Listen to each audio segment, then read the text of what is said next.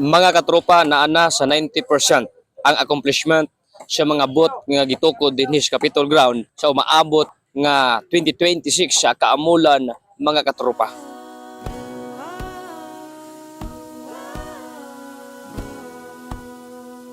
So mga katropa, nataron diri sa Lis Peanut Pasalubong.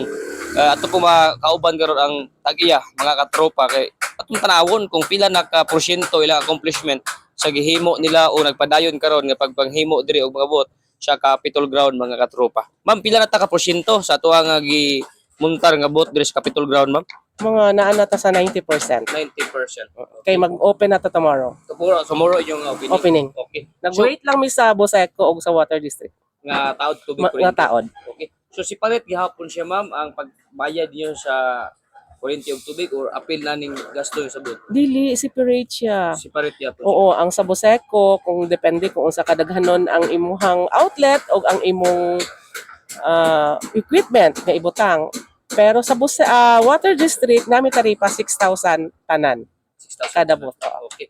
So ma'am, pila may gasto ninyo ni inyong bot, ma'am? Estimated lang yun. Estimated, wala labot sa mga 60K. 60K. So ma'am, every kaamulan, nagin mo diri kapang gahimo gid mo ga display. Yes, sa pila nakakaamulan, na-invited jud ta permi kay pasalubong man ta. So, yun sa ninyo pag-apply ani ma'am or yun sa ninyo pagkuha sa slot diri? Dapat gyud qualification na kompleto jud ang requirements.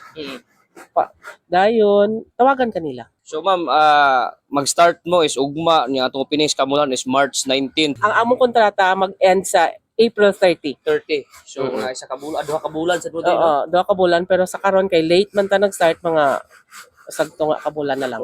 So ma'am, masyado na kay ato na famous ang higayon, no?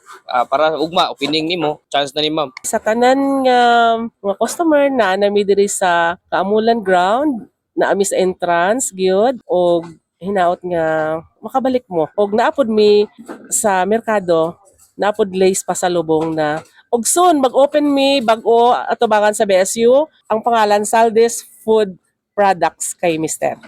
Thank you, ma'am. Salamat.